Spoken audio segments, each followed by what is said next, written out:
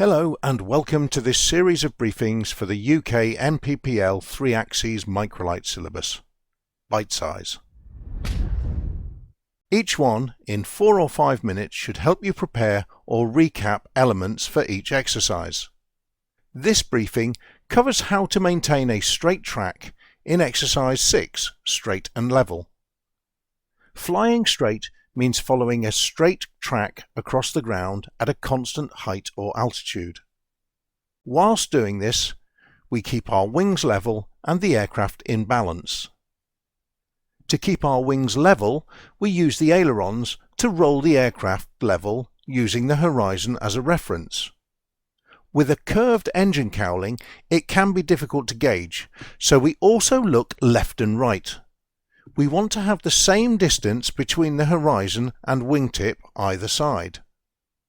We incorporate this check into our constant lookout. When the aircraft is in balance, we are flying directly into the oncoming air.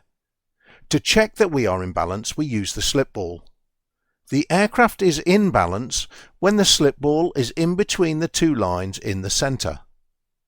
If it is out to one side, we press the rudder pedal on that side until the ball is in the middle again, and hold this position with the pedals.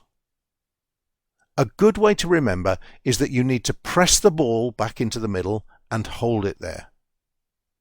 The rudder pedals have very slightly different positions for different power settings and airspeeds, so we are always lightly using our feet to hold the correct position to keep the ball in the middle. To maintain a straight track with a crosswind, we need to point the aircraft slightly towards the side the wind is coming from. First, we select an aiming point, as far as possible along our track. This might even be beyond our intended waypoint on our extended track. Sometimes it might not be something specific either, such as a particular pattern of fields instead. In this example, it is the wind turbine.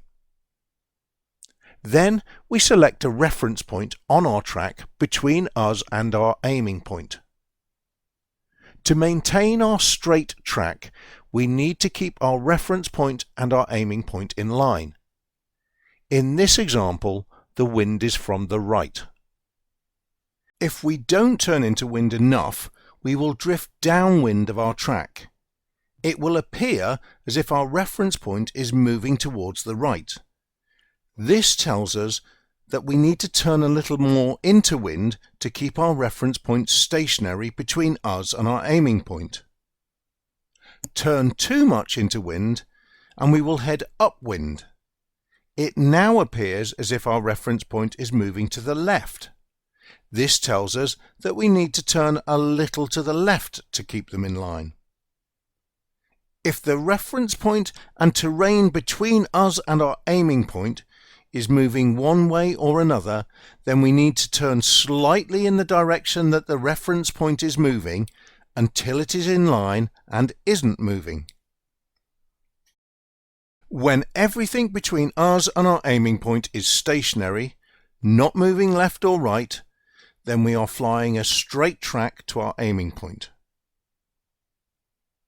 To make corrective turns, we use small amounts of aileron with coordinated rudder to keep the aircraft in balance.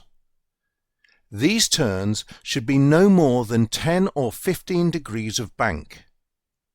During a corrective turn, we should anticipate lining up our reference and aiming points so that they are in line as we finish rolling our wings level again. With our wings level again, we use our rudder pedals to keep the slip ball in the middle.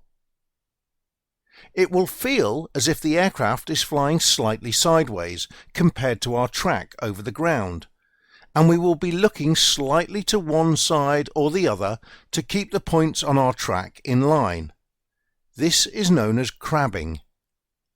The compass heading, where the aircraft is actually pointing, will not be the same as the track, but the compass heading will remain constant.